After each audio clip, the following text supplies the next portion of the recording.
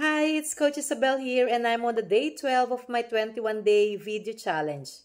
Alam mo, minsan talaga ang hirap mag-focus, lalo na kapag sabay-sabay ang problema. Deadlines, drama, at may kachat ka pa na sin zone ka lang. Pero seriously, life gets messy. And that's okay. Hindi mo kailangang maging perfect para magpatuloy. Ang mahalaga, hindi mo nakakalimutan kung bakit ka nagsimula. Parang sa love life, kung alam mo kung sino at ano talaga ang gusto mo, kahit may distractions o temptations, focus ka pa rin. Kasi alam mo kung saan ka papunta. Ganon din sa goals at sa side hustle.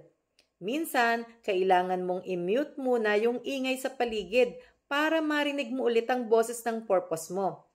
So, kung feeling mo sabog na lahat ngayon, pause, breathe, pray. Then go back to your why. Kasi kapag malinaw ang dahilan mo, madali kang babalik sa direksyon mo. This is Coach Isabel reminding you, don't let the mess distract you from your mission. Thank you so much.